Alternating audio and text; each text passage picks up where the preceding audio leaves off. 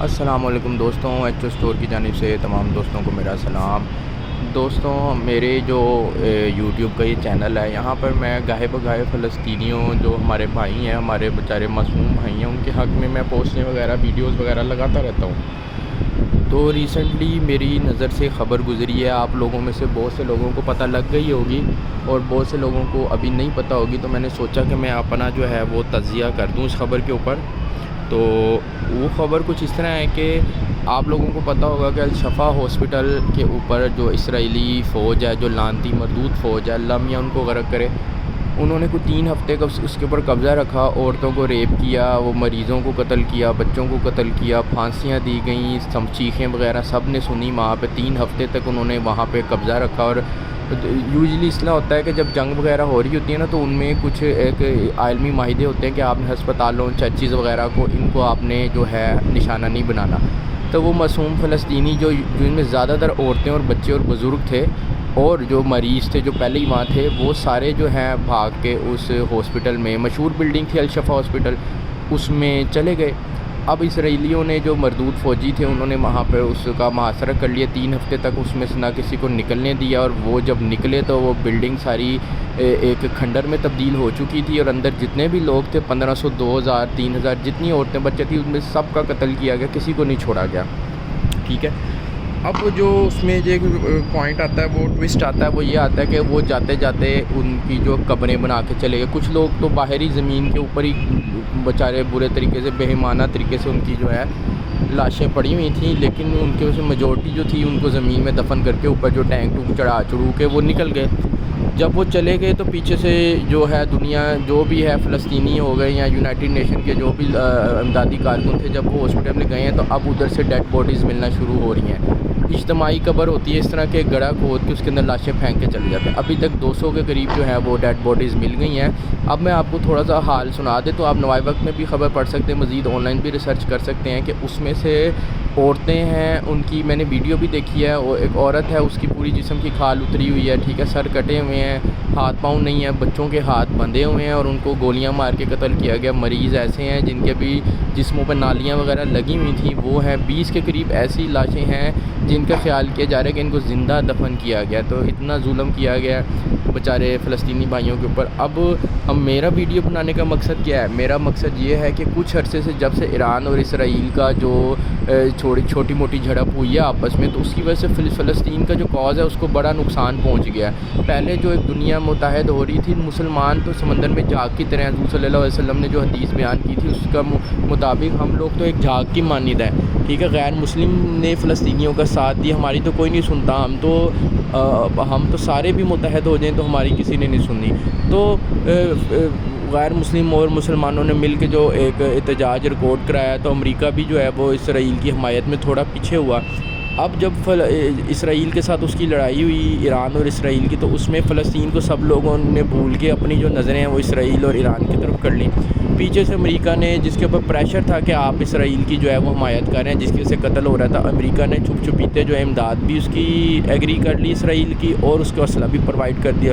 اسلحہ پرووائڈ کرنے سے یہ ہوا ہے کہ اب پھر کچھ دنوں سے جو ہے اسرائیلی جو مردود فوجی ہیں وہ فلسطینی بھائیوں کے اوپر شدید بمباری کر رہے ہیں۔ ڈیلی 100-150 فلسطینی بیچارے شہید ہو رہے ہیں، جبکہ ہم لوگ جو ہے ان کو بھلا دیا۔ ہم نے یہ ایسا امیج کریٹ ہو گیا جیسے فلسطین سے جو ہے وہ فوجیں نکل گئی ہیں، پر ایسا کچھ بھی نہیں۔ ڈیلی آپ خبریں پڑھ رہے ہیں، لیکن آپ ان کے حق میں جو ہے وہ کوئی بھی پوسٹ وغیرہ نہیں لگا رہے۔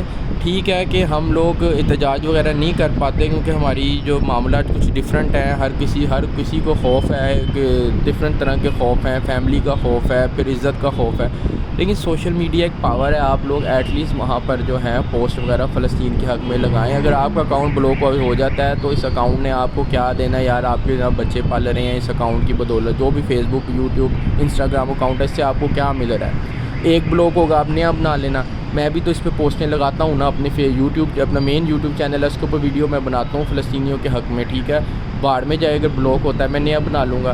قیامت والے دن جب سر کٹی، جسم کٹی اور بازو، ہاتھ پاؤں کٹا، لاش جو ہوگا، جسم ہوگا فلسطینی بچے کا، وہ آپ کے سامنے کھڑا ہوگا، ایک طرف آپ کھڑے ہوں گے، ایک طرف وہ بیچارہ ظلم کا شکار بچہ کھڑا ہوگا، اللہ میاں کو آپ کیا کہیں گے؟ آپ نے تو ایمان کا آخری درجہ ہے کہ بھائی آپ جو ہے وہ دل سے برا جانو. یہاں تو آپ کے پاس دل سے برا جاننا تو ٹھیک ہے، موسٹلی لوگ وہ بھی نہیں کریں، لیکن آپ کے پاس اس سے ایک درجہ اوپر بھی ہے کہ آپ ہاتھ سے کچھ نہ کچھ کریں، پوسٹ وغیرہ لگائیں.